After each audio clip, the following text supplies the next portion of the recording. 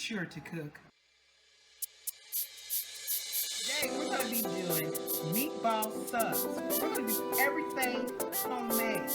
And I'm going to add a little Creole seasoning inside of here. I'm going to give this a great stir. Look at that, guys. I am good to go.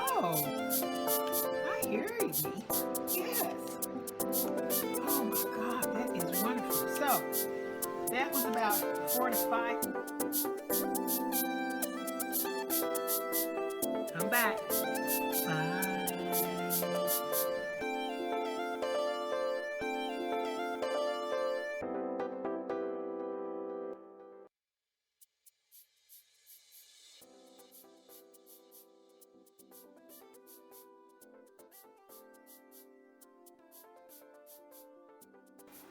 Welcome back to another episode of Be Sure to Cook. Today, we're going to make country fried steak. So stay tuned and let's do this. Okay, I've got some Angus beef steak. You can get any kind of steak. You can get your butcher to tenderize it for you just like this. I've got some that I've gotten, and we're going to make a wonderful, wonderful country fried steak. Okay, so the first thing we need to do, and I just wanted to show you all what this cube steak looks like. It's the beef cube steak. And you see how these little tenderize hose, and they just put it through a tenderizer and they tenderize this meat. But we want to make sure it is really nice and soft when you get it. So we're going to tenderize it a little bit more. So let's make the marinade for this, because this is going to have to soak for at least an hour, or it'd be better overnight. All right, let's start doing our marinade that we're going to be marinating our steaks. At least an hour or even overnight would be better. Okay, the first thing we're going to do is I'm going to use 2 eggs, because this is going to be a couple of steaks. So I'm going to beat 2 eggs, making sure I don't put any shells or I don't have no discolored eggs. So I'm going to drop 2 large eggs into my bowl. Okay, so then I'm going to start adding a little seasoning to my marinade. For the simple fact is I want the steak to be really seasoned. So I'm going to add about a half teaspoon of paprika. I'm going to add a half teaspoon of all of these seasonings. Garlic powder. My famous Mrs. Dash blend. I add about 1/4 teaspoon of white pepper, and I'm going to add about 1/4 teaspoon of meat tenderizer with no salt or no seasoning. Okay, I'm just going to beat up these eggs, get them, and the seasoning that I have in there. Really, really good. I know it looks like, ooh, what is this? But that's the season and marinade that I want into that steak. Okay, then, after I beat up a little better, I'm going to use some buttermilk, and it's going to be 1 cup of the buttermilk. Personally, I couldn't drink this buttermilk. I'm not a buttermilk fan, but some people do. With this buttermilk, it's so thick and rich. I'm going to use about, not even a half a cup, 1/4 cup of regular milk, or you can use half and half. So you can use either one, and I am going to use some half and half. So I'm going to use about 1/4 cup of half and half, because I want to offset that buttermilk I do. For the simple fact is, buttermilk, I don't like buttermilk too much, but it does pretty good. It breaks down all your tendons in your meat and everything. So I'm just going to loosen it up, because I don't like that real thickness that gets on there. So I'm going to beat this up. Okay, now I'm going to take out my steaks, and I'm going to put this in a Ziploc bag. And then I'm going to pour all of this seasoning that I made, and I'm going to pour it all over and put it in the refrigerator. And I'm going to show you how to do that. Let me get my bag. Okay, so I've got a large Ziploc bag. This is a large freezer Ziploc bag. But you don't have to get a freezer. You can get any kind of large Ziploc bag. Okay, and then I'm going to get these steaks out. And see, these are the steaks, and they've already been pre-tenderized and everything. So, or you can get your butcher to do it if you can't find it. So I'm going to put a couple in here into the bag. Now open up that bag really good, so you want to get all that marinade in there.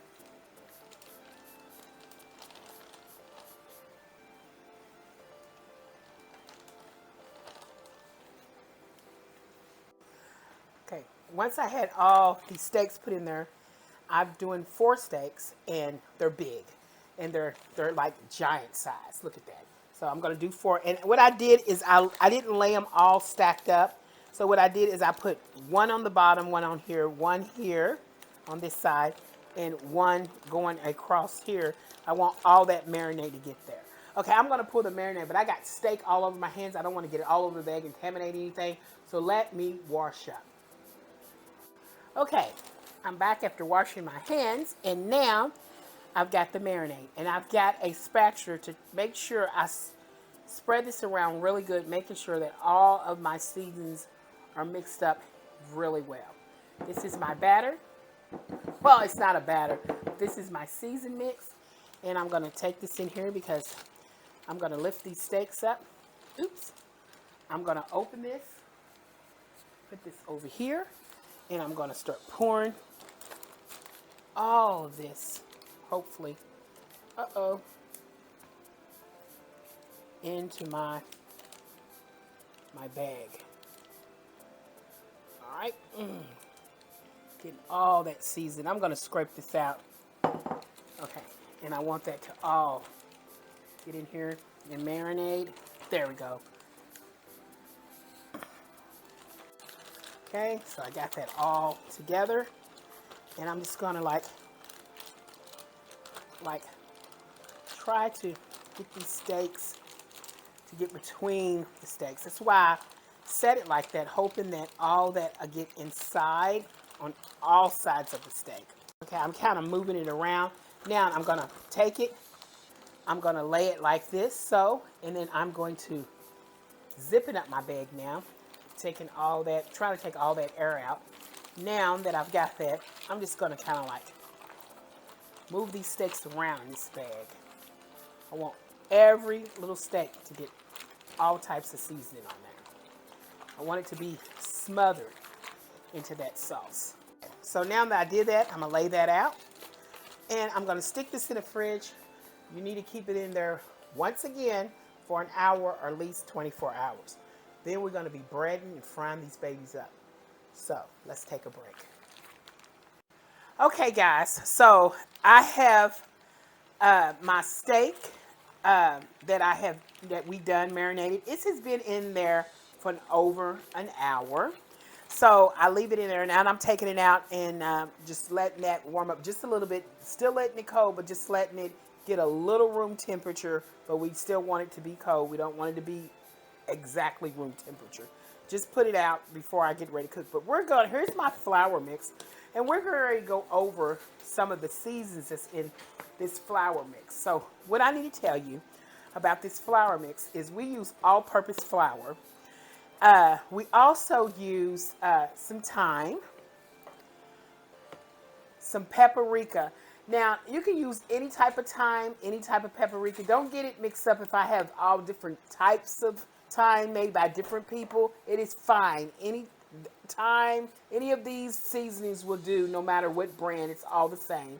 But it's paprika. We have garlic powder. I have my Mrs. Dash. Don't forget, the Mrs. Dash has all kind of seasonings, all different types of stuff. You can just look on the back of the label and find out what all type of seasonings you put in there. But I happen to really like this because it has no salt added if you don't like salt. But we're going to be using salt in this flour to give it a little kick. So Mrs. Dash blend, not the chunky kind. They have all different kinds. Don't forget to get the table blend. We are using seasoning salt. You can use any brand of seasoning salt. And we're going to be using some white pepper. And we're also going to be using some black pepper because We do have a little, so you don't have, we're gonna show you, you don't have to use like half and half of the pepper. If you're using a tablespoon of black pepper or a teaspoon, use half white, half black. So that's what we're doing with that. So we're gonna mix this up really, really well, and look what we get. We get this. This is all my seasoning. So it is really good. So what we're gonna do, instead of me using this is the seasoning I use for all kind of stuff. You can use this for your chicken, your pork chops, your steaks, whatever you like to fry in. So I'm gonna take some of my batter. Well, I call it a batter, but it's my dry mix here, and I'm gonna put it in here, and I'm gonna save some of this. And when you do this, the thing about it is, you see this right here? I always keep it in here. Say I use it in another bowl, or I actually use it, you know, flouring in this. What I do at the end, after you do it, you want to clean it. So let me show you. I just get a sifter, kind of like this. They call it a sifter, but you know, you can use this. And what you do is you take it after you get through frying and you battering and you frying and you finish. You take this, you get another clean bowl or another pot or whatever. And what you do is you come over and you put it in here. You put it over it. You dump your flour mix that you just got through flouring and everything, and you shake all the good stuff at the bottom. And then at the end, you're going to get all these crumbs and everything that you floured. You're going to discard that. But anytime it shakes, and it keeps shaking until you can't get any more flour out of there, and it's all nothing but bits and pieces that you floured in, you discard this part and you keep this for the next time you fry. That's how you do it. It's like, you know, you're saving it. You're shifting all the bad stuff from the good stuff that you had in there. So that's a little good trick for you to know. In the meantime, I got a little bowl, and I've got my grandson's old little baby spoon. Actually, this is a half tablespoon of anything. It might be a whole teaspoon, not tablespoon. So I'm going to take about 2 to 3 of these helping. Well, let's do this over. I'm just going to make sure I get 3 little heaping spoons of this. I'm putting this to the side because this is going to be my gravy flour mix. The rest of this, we're going to get started. So I'm going to put this to the side, and let's start getting these steaks out and getting them ready. Okay, so this is loosened. What I'm going to do is I'm going to grab a steak from here, guys, and I'm going to let this drain a little bit. I don't want it all. I'm going to slap that down. And I think I'm going to fry two at a time. All right, this is the second one. Okay, so let me clean up a little bit, and let's put these other ones on the side here. They're set here, and let me clean my hands so we can get to flouring.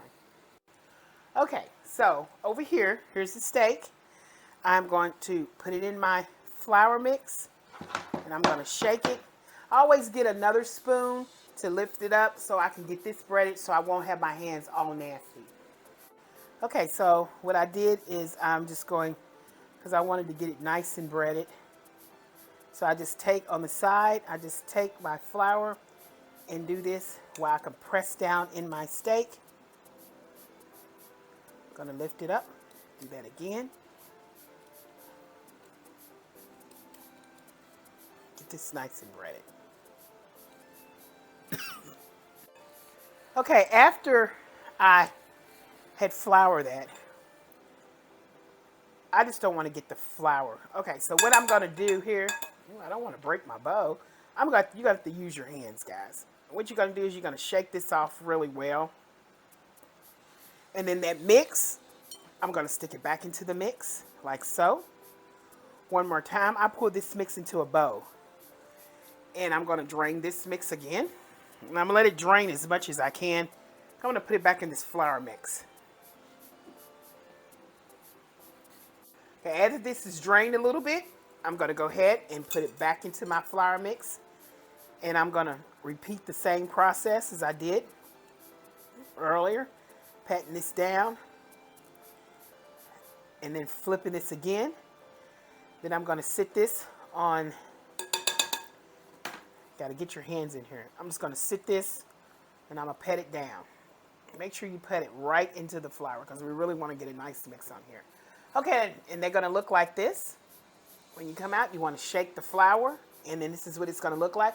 I'm gonna put these on a rack. I'm gonna do all these and we'll come back. Okay, how I test my flour, and I put my grease, I put a little flour in there.